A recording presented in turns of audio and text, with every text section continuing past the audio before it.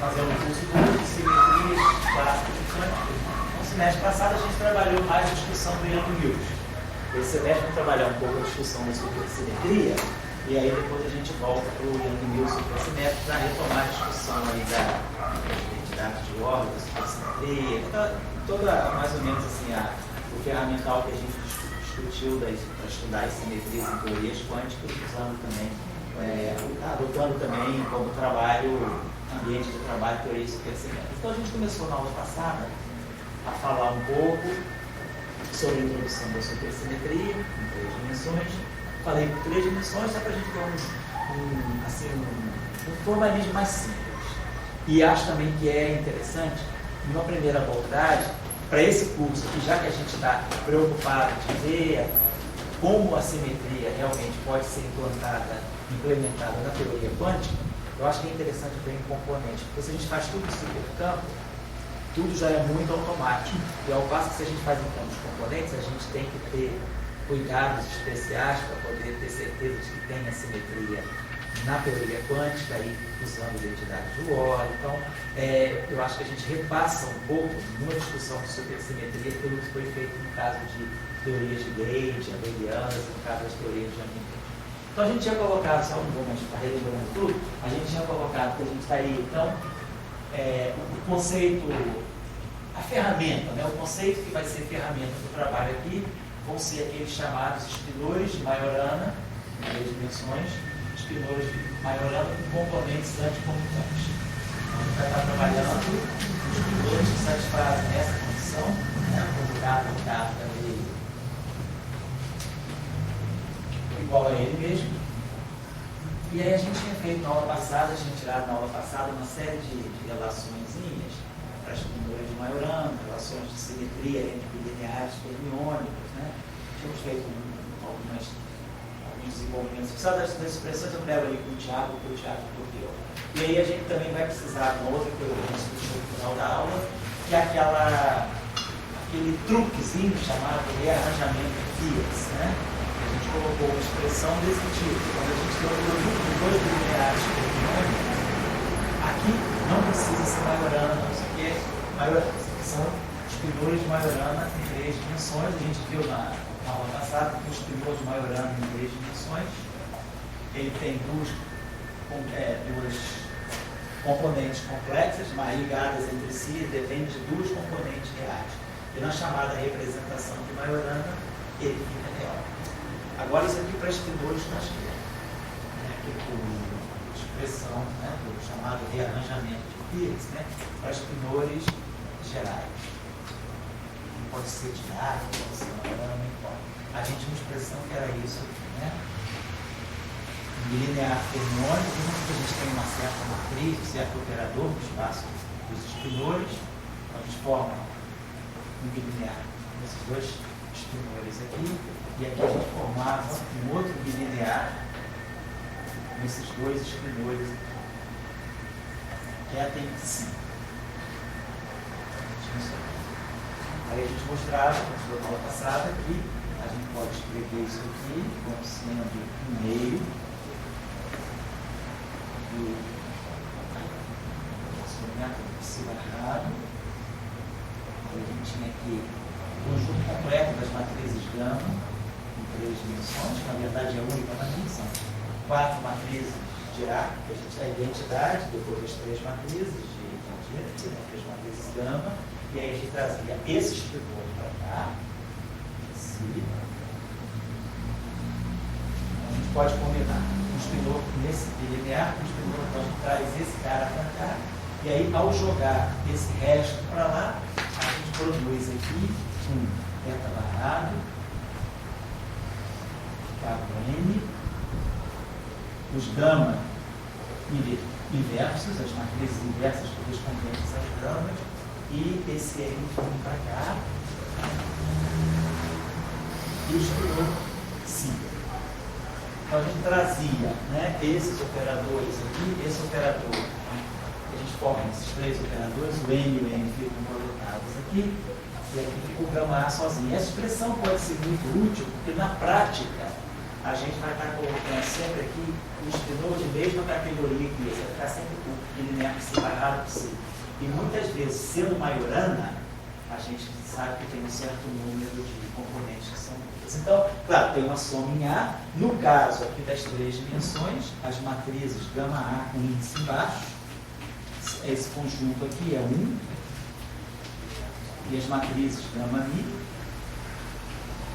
e as matrizes gama A com índice em cima são as matrizes inversas dessa. Então, o inverso da identidade é a identidade, e o inverso de uma matriz gama mi com índice embaixo é uma matriz gama mi com índice em cima, né? Por causa da questão da métrica. Se eu pegar gama zero embaixo, multiplicar por gama zero em cima, dá 1. A gente sabe que subir o índice zero não tem problema. Como a gente sabe que o gama i, a matriz gama i, vale menos 1, então se a gente trouxer esse índice i para baixo, isso aqui passa a valer mais 1. Então a matriz que inverte, a matriz gama 1 e a matriz gama 2, e a matriz gama 1 e a matriz gama 2 são aqui embaixo. Então, esse índice sobe não é por causa da métrica, é por causa da inversão. Tá? Esses aqui são os inversos que eu tenho que colocar. Então, eu consigo, através dessa expressão, quer dizer, as custas de introduzir aqui essas matrizes, eu consigo rearranjar esse espinor para cá e esse espinor para cá. Mas, apesar de produzir uma soma e gerar talvez mais bilineares, a gente vê que muitos deles são zeros. Essa expressão simplifica bastante. Aqui um outro detalhe sobre o sinal. O que aconteceu aqui com a troca de ordem dos espinores? O psi barrado, esse psi, ele teve que passar pelo θ e pelo qui. Então a gente vê que o psi, ele passou pelo o qui. O psi, ele, aqui está errado, perdão, perdão, corrijam aqui, que eu trouxe esse para cá, ele veio esse para lá. Então, esse psi, ele passou pelo θ e pelo qui, para poder chegar até aqui. Então, em termos de componentes, ele passou anticomutor com duas componentes espinoriais, as componentes do θ e as componentes do qui. Então, tem um sinal, não tem troca de sinal, tem 2 sinais menos. Mas aí, nisso que ele chegou aqui, o qui foi para trás, o qui teve uma anticomutação só. Então, o qui passou pelo θ. Então, senão, a gente teve essas trocas aí de sinal. Nelson, Oi? esse tipo de rearranjamento que você está mostrando aí, ele fica independente da dimensão? Fica independente da dimensão. Fazer isso? Você pode sempre fazer isso. Agora, claro, muda as gamas. Muda as gamas. Só vai se você... E o fatorzinho aqui, se você está em 2 dimensões, em 3 dimensões, as matrizes gamas são 2 por 2. Então, isso aqui vem, se você se lembra, daquele traço que a gente, quando a gente tinha essa relação traço de gama A e gama B, era 2 vezes delta B. E essas matrizes aqui eram bidimensionais. Se eu estou em 4 dimensões, vai aparecer um 4. Se eu, por acaso, estiver em 6 dimensões, vai aparecer um 8. Porque em 6 dimensões, se você lembra dos cursos anteriores, né? Quando a gente vai para 6 dimensões, os espinores têm 8 componentes. Se eu estou nos 4 focos, eu tiro 1 de 5. Ou eu posso também ter 6 dimensões euclidianas, não importa, né? 6 dimensões espaciais, 6 dimensões euclidianas, ou algo do tipo que gosta. Ou nós temos 6 dimensões, os espinores vão ter 2 elevado a 6 sobre 2 componentes. Então, 2 a 2 é 8. Então, nós temos espinores de 8 componentes. Então, as matrizes gamas são 8 por 8. E aí, então, apareceria aquele traço lá e eu produzi o traço da identidade para 8. Então, o fator acompanha a dimensão dessa forma também. Mas é só isso. Só isso. Só isso.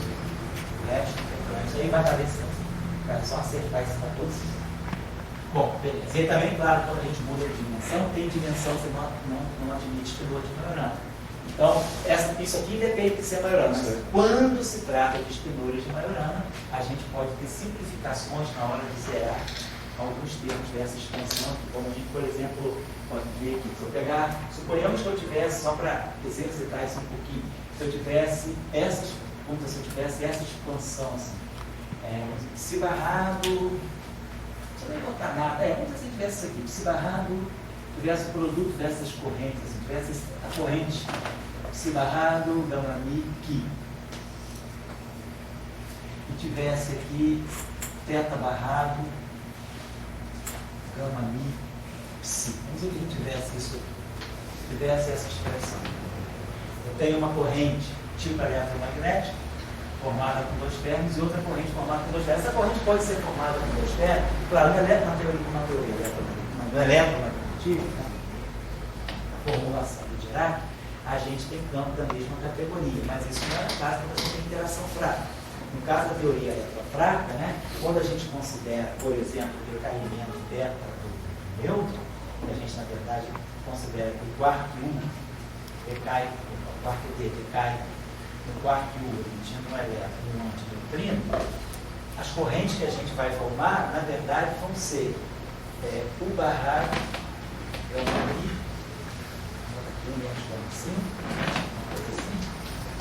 e aí a gente vai formar uma corrente aqui que é o espinor do elétron, vamos dizer assim, gama mi, menos gama 5, e o espinor do neutrino. Então, é muito comum na teoria eletrofraca a gente ter correntes, né, que misturam espinores diferentes. As correntes não são diagonais nos campos espinoriais. Então, eu estou dando um exemplo simples, que esses espinores não são de meio. Então, não é sempre que a gente vai sempre ter linear eletrônico formado por mesmo espinor. A gente pode ter, em teoria eletrofraca, parece isso demais.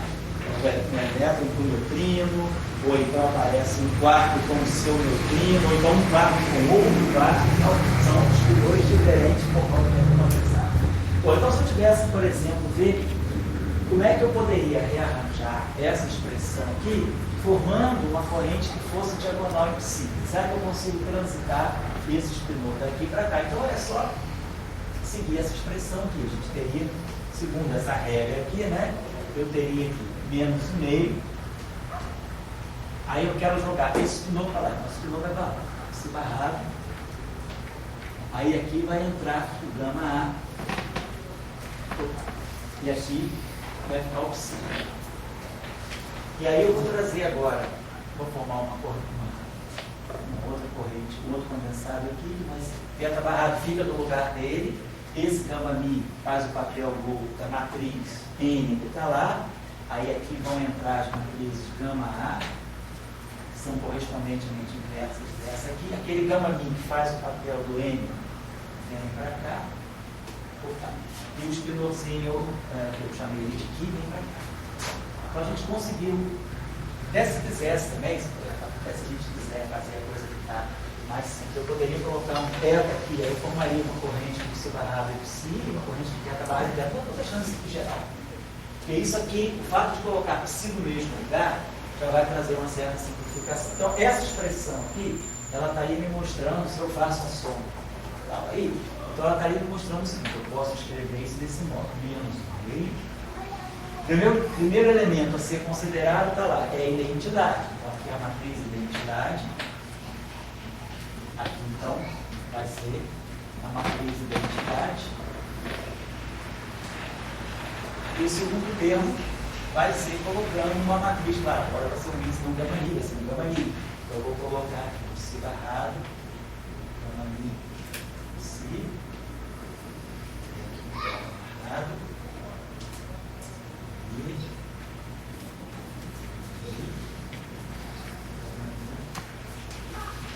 Então, é isso tudo que eu tenho que fazer em 3 dimensões. Eu não tenho mais matrizes no meu conjunto gama, é um conjunto simples. Em 4 dimensões, só para lembrar, se nós estivéssemos em 4 dimensões, além do 1 do gama mi, eu teria o gama 5, o gama mi, o gama 5 e o sigma mi.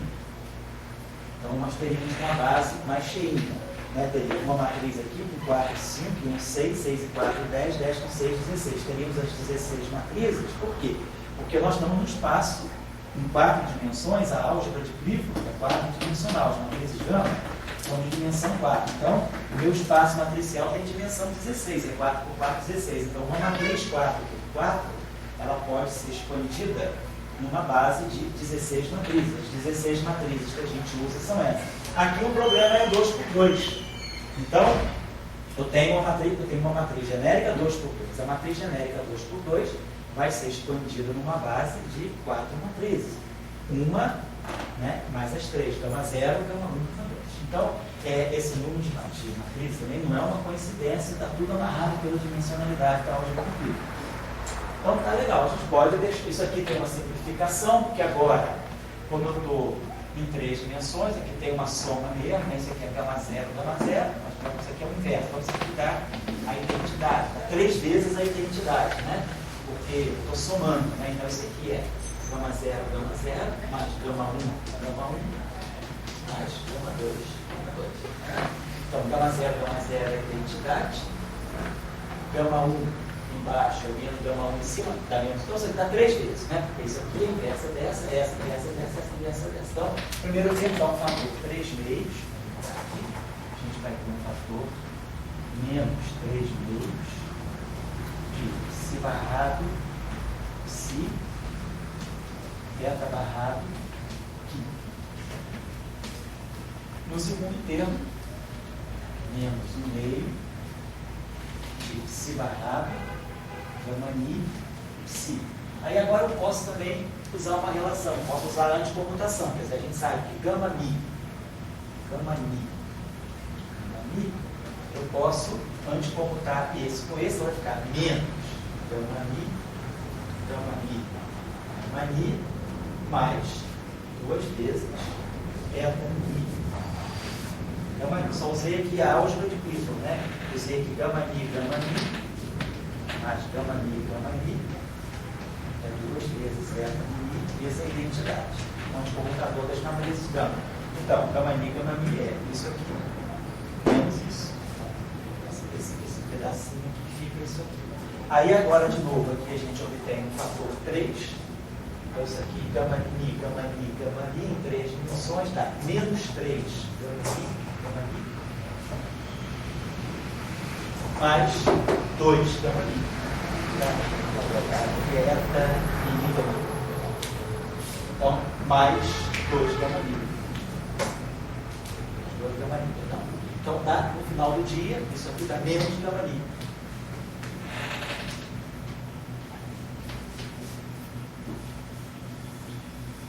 Então, isso aqui dá menos gama ni, né? Então, fica menos gama ni, então dá mais meio, né? Mais um meio. Pega esse menos aqui, si barrado, gama ni, si. Então, no fundo, né? Quer dizer, agora, aquele termo de lá é igual a esse, os índices são mudos. Então, esse termo aqui pode ser reproduzido para o lado esquerdo e dar um fator meio. Tá? Que aquele lá é gama ni, isso aqui é gama ni. Então a gente mostra que 1 meio daquilo é igual a menos 3 meios disso.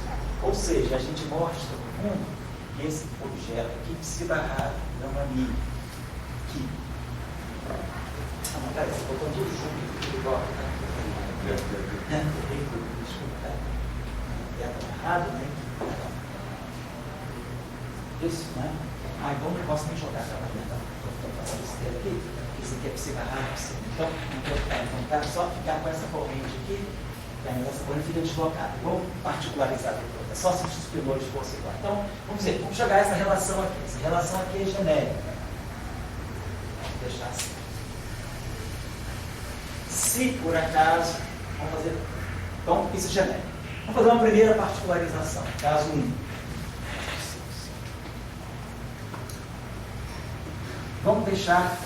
Vamos supor que, por exemplo, os espinores são todos de maioral. Então, se os espinores, agora, se, por exemplo, é maioral.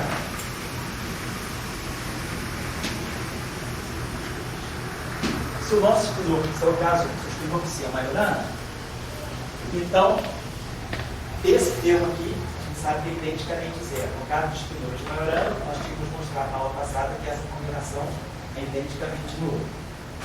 Si barrado, gama ni, si é identicamente zero. Então essa relação se simplificaria desse modo. Ficaria si barrado, gama ni, né? Beta barrado, gama ni, si.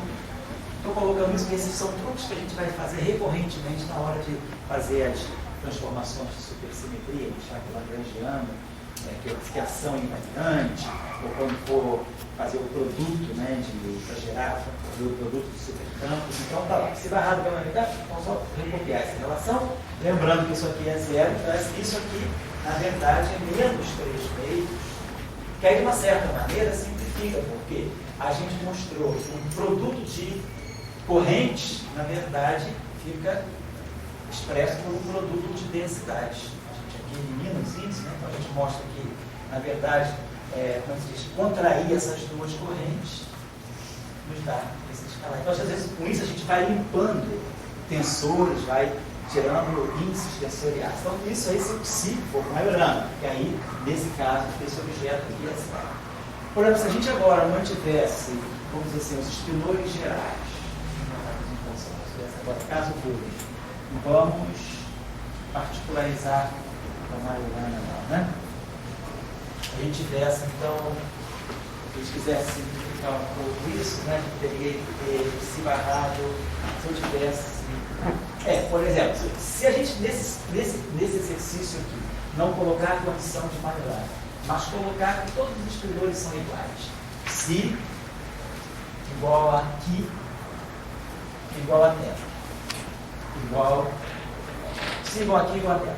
A gente tiver os 3 espinores iguais.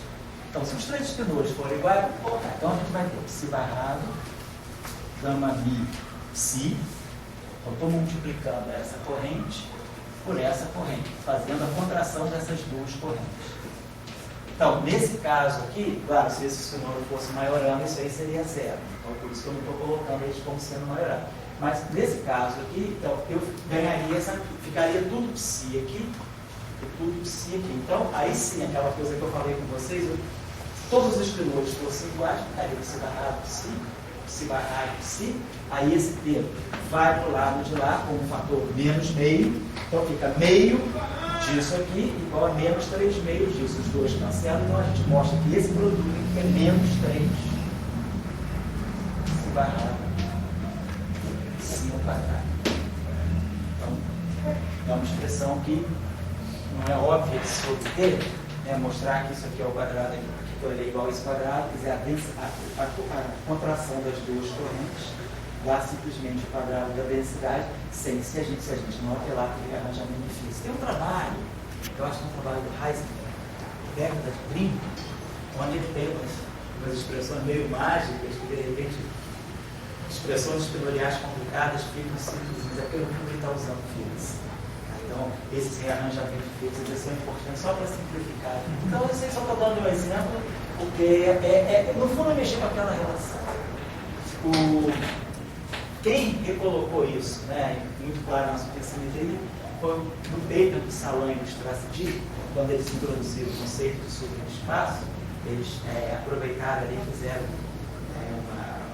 uma boa discussão sobre os espinores de maiorana e arranjamento físico. Estava meio adormecido, né? O pessoal do Salan sabia bem isso por causa das interações fracas, como ele mexeu bastante com interação fraca. O pessoal de física de interações fracas mexe muito com isso, porque às vezes você precisa, para tirar seções de choque, vai multiplicar corrente com corrente, você precisa passar espinores da mesma categoria para o mesmo bilinear fermiônico. Então você precisa muitas vezes formar corrente só de quark, que às vezes você tem uma corrente de quark com neutrino, de elétron com neutrino.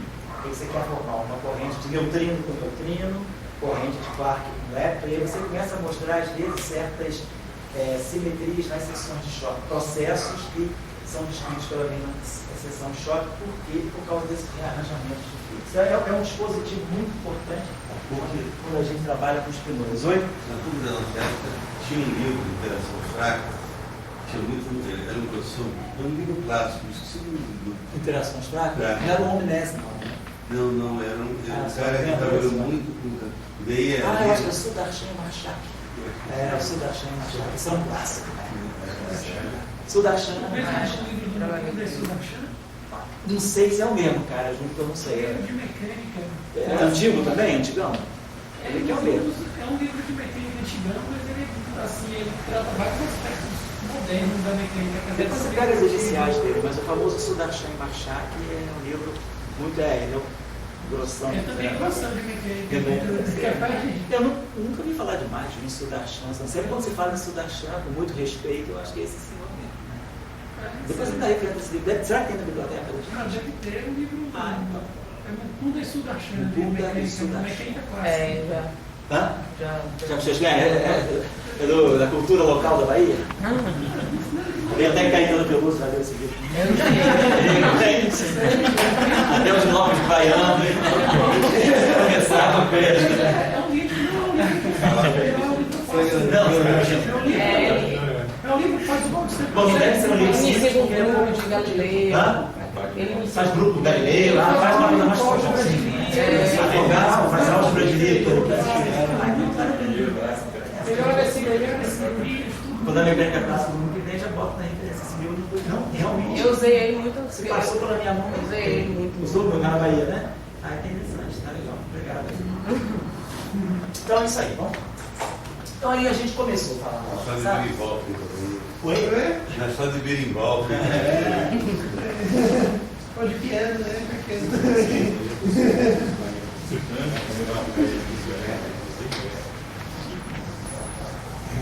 Então, a gente estava falando na aula passada de tentar construir assim, introduzimos uma simetria que era um pouco nova aí nas nossas discussões, para quem nunca viu supersimetria, claro, é novo, né? Para quem já conhece um pouco, não, mas dentro do nosso curso, desenvolvimento do nosso curso, nós não tínhamos trabalhado em nenhuma simetria que tivesse um caráter fermiônico, parâmetro de transformação fosse um férmio. Então, nós introduzimos na aula passada a seguinte ideia: vamos supor que nós tenhamos um dublete de campos reais, um campo real, escalar, e um campo fermiônico. Aí a gente viu 3 dimensões, ou 4 dimensões, onde tem espinor de Majorana. O espinor de Majorana, ele é o análogo do número real do espaço espinorial. Então, se eu tenho um escalar real, o natural é eu ter um espinor que tenha caráter de realidade. Ele não precisa ser real, mas ele tem que ter um caráter de realidade. E é o caso do espinor de Majorana. Então, em 3 dimensões, esse cara é um campo escalar real, uma componente. Esse objeto aqui é um campo fermiônico de Majorana. 2 componentes, em princípio complexas, mas relacionadas. Nós mostramos na aula passada que se nós tivermos um espinor de Majorana com a representação genérica, a componente 2, ela nada mais é do que uma certa função do complexo conjugado da componente 1. Mas aí a gente fala, se nós vamos para a representação de Majorana, então psi1 e psi2 se tornam reais, e esse espinor tem essa característica, tem 2 componentes reais. Eu estou falando do espinor de Majorana na representação de Majorana. Então nós temos 2 componentes reais aqui, 2 componentes reais, que vai ser o psi1 sempre, né? Psi1 a parte real, a parte imaginária, então a gente vai colocar aqui 2 componentes reais, e aqui nós temos um campo real. Por enquanto, nós não estou ainda querendo dizer, o número de componentes tem que ser, tem que ter tantos campos bosônicos, tantos campos. Não estou dizendo isso aí. Estou dizendo que nós podemos tentar elaborar uma simetria que relacione esses campos. Então, nós já tínhamos mais ou menos a receita aí das simetrias globais, podem ser simetrias contínuas globais.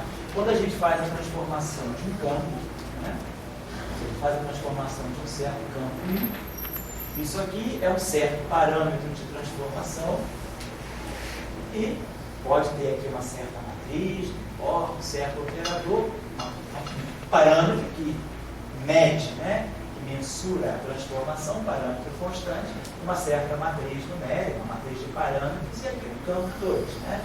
É assim que a gente monta as simetrias lineares da gente. Mas a gente está sempre acostumado a que esse campo tenham a mesma natureza. Né? Bóson, férmio, por quê? Porque esse parâmetro aqui sempre é um parâmetro que nós tomamos em geral como sendo um parâmetro escalar. Mesmo que ele tome valores numa álgebra de Lie, não importa, mas são parâmetros reais, um conjunto de parâmetros escalares reais. Então, eu não misturo estatísticas, não misturo caracteres bosônicos e fermiônicos. A ideia agora, justamente, é, se nós estamos fazendo uma transformação queremos fazer uma transformação onde o parâmetro alfa, né, aquele parâmetro de transformação, nós vamos adotar como sendo o espinor de Majorana. De Majorana, por quê? Porque nós, em geral, consideramos transformações com parâmetros reais. Então, no espaço espinorial, o análogo do mundo real são os espinores de Majorana. Então, os espinores de Majorana, componentes epsilon alfa e 2, porque tem 3 dimensões. Então, tem parâmetro epsilon. Como eu disse, o espinor pode estar em forma complexa. Mas se ele for Majorana, as duas componentes complexas estão relacionadas e no fundo sobram no final do dia, em vez de 4 componentes reais, sobram apenas 2 componentes reais. E aí, a coisa mais óbvia que a gente pode colocar é que a transformação desse bóson, né, ela vai ter que ser proporcional ao parâmetro e vai ter que ser proporcional ao outro campo. Então, para eu, a partir de se eu quiser colocar aqui um parâmetro fermiônico, isso aqui me dá, no final do dia, um escalar, o único jeito é eu contrair esse férmio com outro férmio. E preferivelmente dessa forma aqui. Isso aqui a gente sabe que dá um escalar de Lorentz. Então, esse número aqui, a gente vai pensar. Então, isso aqui pode ser, vamos propor que a transformação desse campo, ela seja feita dessa forma. Esse férmio, esse cara aqui é real, nós já sabemos então que epsilon barrado psi, complexo conjugado, é igual a epsilon barrado psi conjugado de Dirac. Conjugado de Dirac troca a ordem sem trocar o sinal. É diferente da operação de transposição. Porque a própria operação de Dagger, ela troca a ordem das matrizes. Então isso aqui é psi barrado. Aí nós aprendemos, se esse cara é Majorana e esse cara é Majorana, esse PDA é simétrico. Então essa propriedade aqui vale exclusivamente se os dois espinores forem ambos Majorana e de natureza anticomutante, de natureza grassmanniana. Então, isso significa que esse objeto aqui é igual a esse. Então, ou seja, isso aí é um número real. Então, tá ok. Porque se isso aqui desse um número complexo, eu teria que colocar provavelmente um I aqui para fazer esse lado real. A transformação, a variação de um campo real tem que ser alguma coisa real. O campo continua real depois da transformação. Então, seria a primeira ideia. E nós tínhamos feito um argumentozinho de contagem de potência, né, de dimensionalidade na outra vez. Nós pensamos o seguinte, nós estamos em 3 dimensões, um campo escalar, do tipo escalar visual de Klein-Gordon, ele tem essa densidade de Lagrangiano, tem um cinético livre, né? Com o Lagrangiano em 3 dimensões, tem dimensão de massa ao cubo, esse cara aqui já faz o massa ao quadrado, então sobra a dimensão meio do campo A. Então esse campo aqui, ele tem dimensão de massa, vamos colocar sempre em potência de massa a meio. O campo fermiônico, né, o campo, se a gente pegar um campo de Majorana, de Dirac, a ação tem essa carinha aqui, I, gama mi, dmi, psi. De novo, isso tudo aqui é massa a terceira potência. Isso aqui me dá uma potência de massa. Então, para que isso tudo aqui seja massa terceira, já que isso aqui tem massa, tem que sobrar massa e massa para isso. Então, o campo de Dirac, o campo de Majorana em 3 dimensões, a dimensão canônica dele é uma dimensão de massa. Só para quem não está muito assim, viciado com essas coisas, né? Lá em 4 dimensões, quando a gente faz teoria de campos em 4 dimensões, o campo escalar tem dimensão 1, aqui tem dimensão de massa, e o campo fermiônico tem dimensão 3 meios, mas em 3 dimensões, né? Que justamente a ação é adimensional, o lagrangiano é massa ao cubo, as dimensões canônicas dos campos mudam. Então, isso faz com que o parâmetro de supersimetria, esse espinor de Majorana que mede a transformação de supersimetria, ele tem uma dimensão canônica de massa apenas meio. Então, diferente, né? Bem radicalmente diferente do espinor, que tem dimensão. O espinor físico tem dimensão de massa, e esse espinor aqui não é um campo, ele é simplesmente um parâmetro, ele não está descrevendo partícula nem nada. Então a gente adotou essa convenção para poder agora propor de maneira razoável uma possível transformação do campo psi. Então a gente pensaria assim, bom, esse campo psi, que tem dimensão 1, ele vai ter que trazer do lado direito o parâmetro da supersimetria. Agora, se ele é um férreo e epsilon, quer dizer, se ele é um espinor, se é um férreo espinorial, o epsilon também é um espinor, o único campo que me sobra para multiplicar epsilon tem que ser um campo escalar. Eu vou pensar algo desse tipo aqui. Então poderia ser, isso aqui é um espinor, componente alfa, isso aqui é um espinor, componente alfa, então tem espinor igual a espinor, isso aqui é um escalar, não muda nada. Mas aí a gente viu na aula passada que tinha um problema de dimensão. Estou repetindo um pouquinho, a gente fez isso meio correndo. Se esse psi aqui tem dimensão 1 e esse epsilon tem dimensão menos meio, isso aqui daria dimensão 0.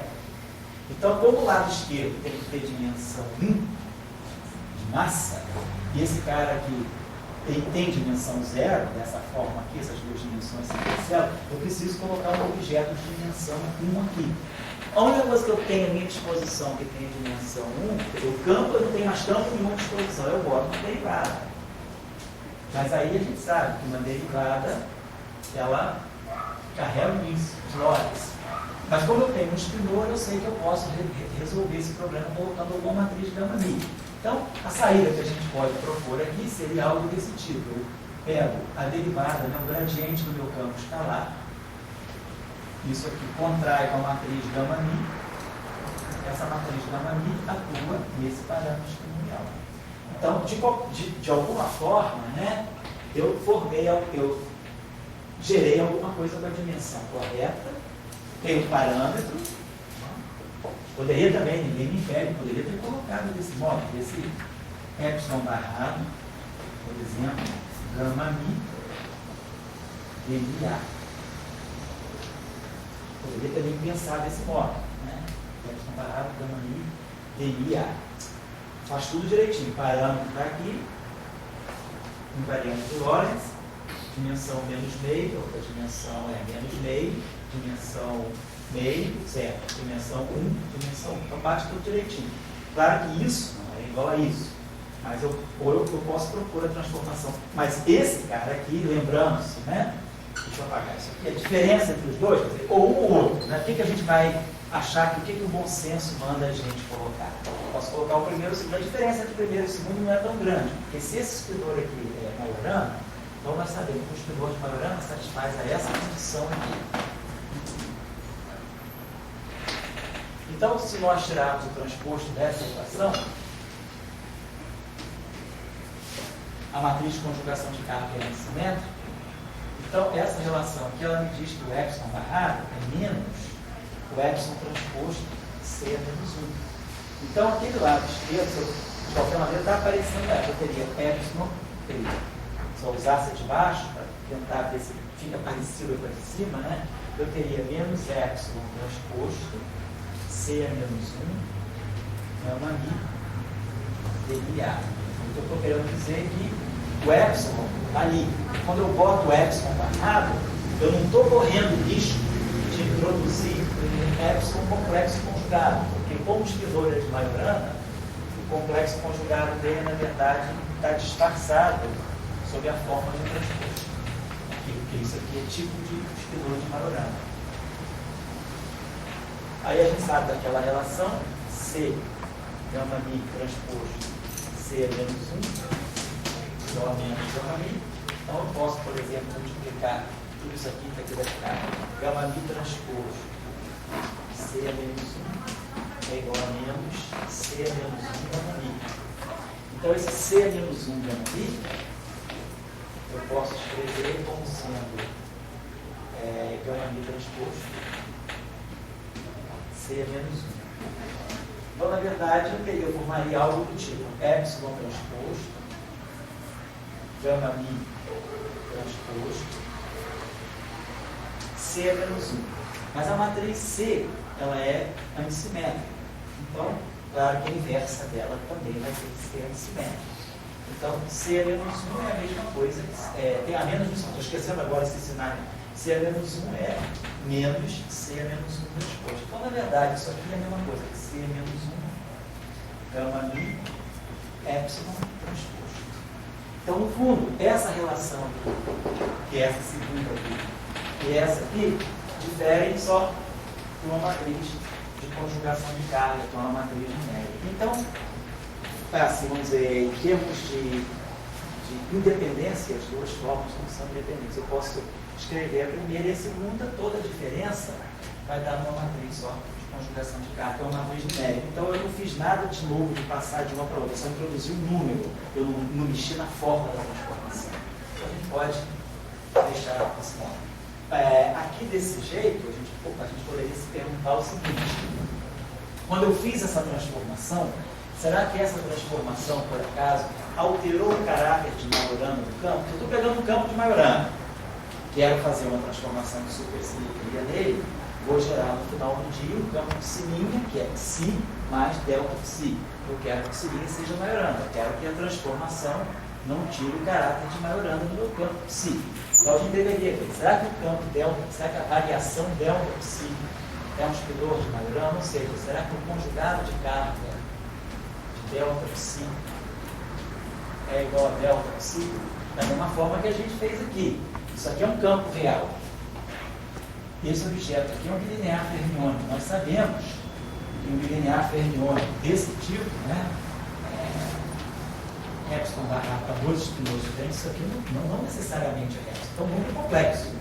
Mas, sendo os dois Majorana, a gente acaba vendo que isso aqui é um número real. Então, bate com isso aqui. Então, a variação de um campo real é uma quantidade real também. Então, eu não perco o caráter de realidade depois da transformação. Aqui é a mesma coisa. Gostaria que o meu espinho psi', que é psi mais delta psi, continuasse Majorana. Psi é Majorana, então delta psi deveria ser Majorana. Se a gente tirar o conjugado de carga dele, o que vai ser o conjugado de carga daquele objeto? O conjugado de carga de qualquer espinhor é C delta psi barrado transpor. Isso que eu tenho que fazer. Pegar todo aquele objeto, barrar e transpor e ficar esquerda por C. Isso aí é o delta psi. Então, se eu pegar, botar o C, eu vou botar o C aqui, beleza. Quando a primeira operação que eu vou fazer vai ser barrar e depois transpor. Quando eu barro, aquilo ali, essa barrada vem para cá. O delta do DNA é um número, né? Do ponto de vista espinorial, esse DNA é um número. A única efeito que ele sente da operação de barrado seria um complexo conjugado. E essa operação aqui envolve gama zero, Dagger, gama zero. Sendo um número, ele passa à vontade por essas matrizes, mas recebendo o Dagger daquele operador, daquela operadora mesa, sobra para ele um estado. Mas o campo é real, então ele fica incógnito. Então, o DNI passa por tudo isso sem se transformar. Então, sobra C, e aí aqui vai ficar epsilon barrado.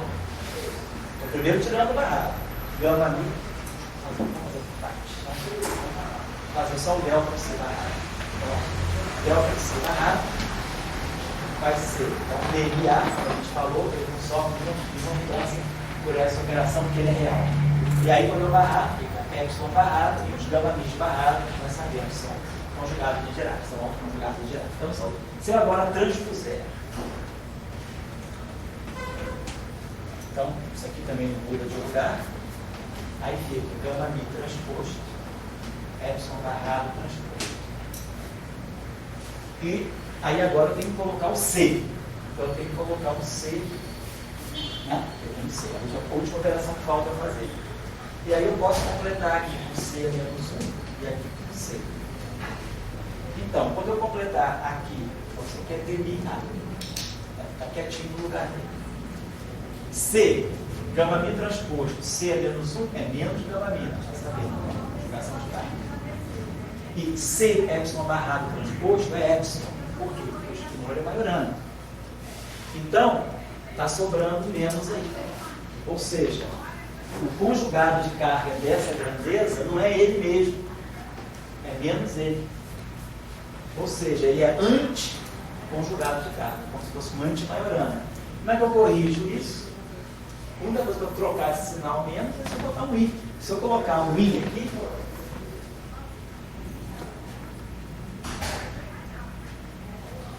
esse I, ele vai sofrer uma operação. Na hora que eu tirar o barrado, ele vai chegar aqui menos I. O barrado vai mexer com os complexos conjugados, ele vai produzir um menos I.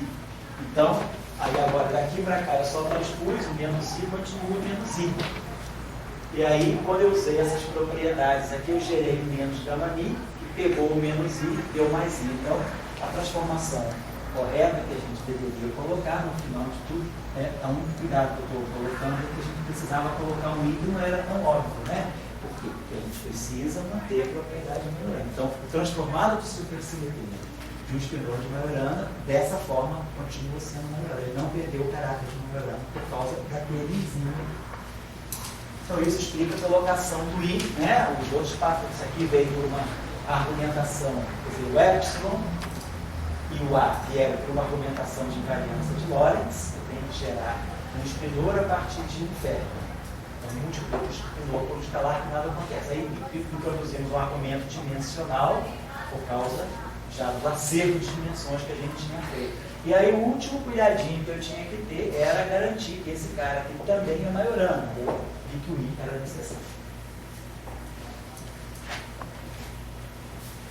Então, agora a gente estaria pronto para dizer, bom, eu tenho um conjunto de duas transformações aí que estão misturando, né? Então elas estão fazendo uma relação entre um bóson, um objeto bosônico, que é o escalar, e um objeto fermiônico, que é o espinor, e esses dois objetos se transformam um no outro via o parâmetro da transformação. Então isso aí seria uma primeira assim, sementinha muito simples de um modelinho, né, que a gente está tentando construir para aquilo que a gente vem a chamar de supersimetria. Agora, pensar aqui duas coisas que a gente poderia... Pode ser, a comunidade recebeu, você construiu matematicamente isso aí, matematicamente se quiser. Como é que a comunidade recebeu essa construção? No início, sim. É o seguinte, não foi tão recebido mal essa ideia aí, porque, vamos dizer, quando o Verso colocaram essa ideia no período final de 73, eles também não colocaram do nada, não. Já havia uma discussão, tinha duas discussões correndo paralelo na época. Em que contexto que a gente está falando? Nós estamos falando de 72 e 73. O que estava acontecendo nesse período aí? Com 68, né? Quantas coisas boas aconteceram com 68, chegou a ideia da liberdade assintótica. Então, QCD, né? Confinamento, né? Começou a crescer. A ideia do confinamento veio muito forte a partir de 70, com a descoberta dos quarks, né? A identificação dos quarks no experimento dos LAC, em 68, mais a liberdade assintótica dos quarks, então veio trazendo alguns conceitos novos, né? Os quarks que não apareciam, e essa liberdade assintótica, quer dizer, uma interação que crescia com a distância, que se afasta, né? Então, maior, e isso aí foi puxando também a ideia do confinamento. E aí, a ideia foi fazer modelos de cordas para descrever a interação entre rádios, porque a interação entre quartos, pensamos que à medida que a distância aumentasse, a interação podia aumentar tipo um potencial linear, tipo um potencial harmônico, né? A força do HX, né? À medida que aumenta a distância. Então começaram a se estudar aqueles que eram chamados, se vocês olharem na literatura, eram os modelos duais para descrever quartos, né? Em confinamento. Década de 70, período de 70, 71, 72. E aí, para resolver uma das discussões que apareceu, passou rápido de resolver da dinâmica, para resolver uma série de problemas, de equações diferenciais, tirar soluções ali, houve o expediente de fazer uma transformação matemática usando o parâmetro exponencial. Então, mas aquilo era uma transformação meramente matemática para poder resolver um conjuntinho lá de equações diferenciais acopladas. Mas aí introduziu a ideia dessa transformação feita por parâmetros de natureza fermiônica. Mas não tinha nada a ver, aquele parâmetro fermiônico não estava levando a nenhuma nova física, estava resolvendo só uma questão. Quando? Então, aí, bom, isso era um ponto. Então, modelos duais para física hadrônica. Aparecem parâmetros fermiônicos. Quem até introduziu foi o Ramon, um dos introdutores dos caras que produziu o Pierre Ramon, o autor do livro. Ele estava nessa época, eu acho que ele estava fazendo doutorado, ele estava muito envolvido com essas discussões no global, dos amplitudes duais, e aí apareceu a necessidade de introduzir esses parâmetros. Foi introduzido como um mero artifício matemático. Tinha na Rússia esse trabalho do Akulov e Volkov uma outra preocupação, que era o fóton tem massa zero, tem uma simetria por trás do fóton de massa nula, a simetria de Gauss. Naquela época, né, neutrino, dentro do modelo padrão, neutrino, massa nula, dentro de uma teoria resultada, neutrino tem massa nula. Se tem um neutrino tem massa nula, será que tem um princípio por trás da massa nula do neutrino? Sabia, Salan já tinha estudado essa questão, que era a questão da quiralidade. Uma simetria quiral é uma simetria que responde por um fermi de massa nula. E o neutrino tem as interações dele. Então, na Rússia, teve um trabalho de dois autores chamados Akulov e Volkov, que são considerados, na verdade, se pensa assim, no trabalho que eles fizeram, um pouco os precursores da ideia de supersimetria. Só que no trabalho deles, a supersimetria não é realizada linearmente.